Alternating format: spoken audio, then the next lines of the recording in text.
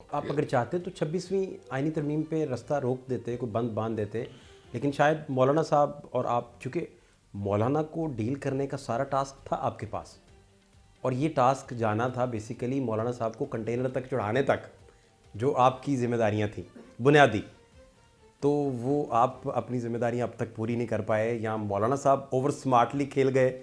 اس کو مجھے ذرا پلیز.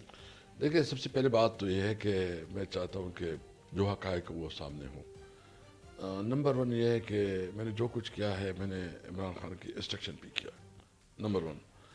نمبر ٹو بات یہ ہے کہ مولانا صاحب کے ساتھ ہماری جتنی بھی لیگل ٹیم تھی، یعنی احمد خان ہو گیا، علی ظفر صاحب ہو گئے، بیرسٹر گوہر، سلمان اکرم راجہ، سب جو ہے نا اس میں آن بورڈ تھے.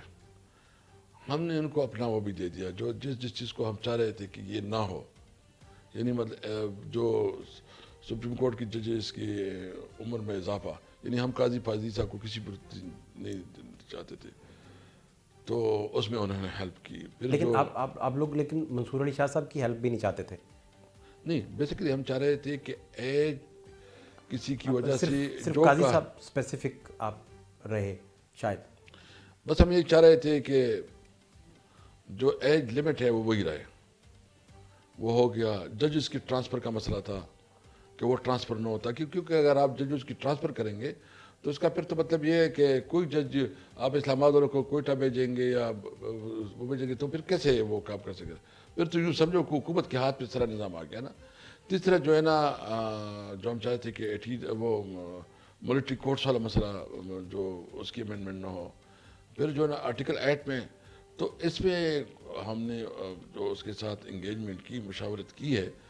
باقی چونکہ اس کی اپنی پارٹی ہے، اپنی پالیٹکس کر رہے ہیں، وہ اپنے اس کو دیکھے گا. لیکن ہم نے اپوزیشن پارٹی میں ان کے ساتھ انگیج کیا اور کچھ آداب ہم نے حاصل کی.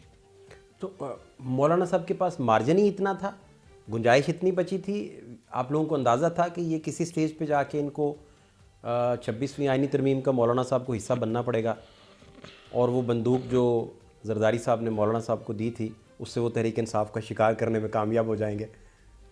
نہیں، دیکھیے، ایک تو آپ کو پتہ ہے کہ یہ اس پہ سوچ لینا کہ ان کے نمبر پورے نہیں تھے، انکلوڈنگ مولانا کی بھی ہو جائے تو پھر بھی پوری نہیں تھے. انہوں نے پوری کی، یعنی یا زبردستی سے کی یا جو ہے نا پیسوں سے.